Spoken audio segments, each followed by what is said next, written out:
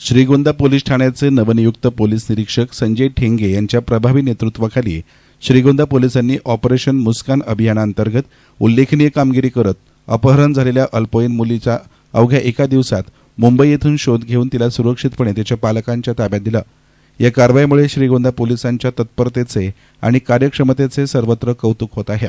दिनांक 10 जून रोजी रात्री घरातून बाहेर पडलेल्या अल्पवयीन मुलीचा ठावठिकाणा लागत नसल्यानं तिच्या पालकांनी श्रीगोंदा पोलीस ठाण्यात तक्रार दाखल केली होती। त्यानुसार भारतीय न्याय संहिता कलम 137(2) अन्वये अपहरणाचा गुन्हा दाखल करण्यात आला होता। प्रकरणाचं गांभीर्य ओळखून पोलीस निरीक्षक संजय ठेंगे यांनी तात्काळ तपास पथकाला सूचना देत शोध मोहीम सुरू केली। तांत्रिक विश्लेषण, गोपनीय माहिती आणि पोलिसांच्या समन्वयातून सदर मुलगी ही मुंबई येथे असल्याचं निष्पन्न झालं। त्यानंतर पोलिसांनी तात्काळ कारवाई करत 12 जून रोजी मुलीचा शोध घेऊन तिला सुरक्षित ताब्यात घेतलं आणि आवश्यक कायदेशीर प्रक्रिया पूर्ण करून पालकांच्या स्वाधीन केलं।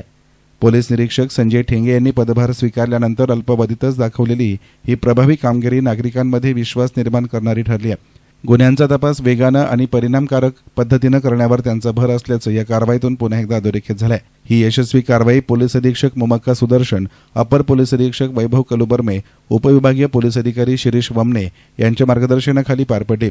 तपास पोलीस उपनिरीक्षक Sanjay Waghmare, police head constable Nitin Gadge आणि पोलीस कॉन्स्टेबल राजेश जाधव यांनी केला।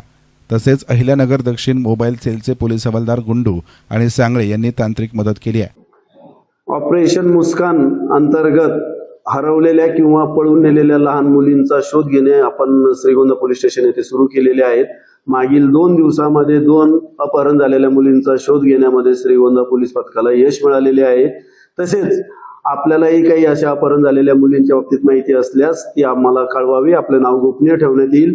तसेच अपहरणामध्ये इन्व्हॉल्व असलेलं कुणीही, ज्याने कुणी मदत केली, ज्याने कोणी निवास उपलब्ध करून दिलं, लॉज हॉटेल उपलब्ध करून दिलं, त्या सर्वांना आरोपी करून त्यांच्यावरही कारवाई करण्यात येणार आहे, याची सर्वांनी नोंद घ्यावी। YesNine मीडियासाठी प्रतिनिधी गणेश कांबळे, श्रीगोंदा।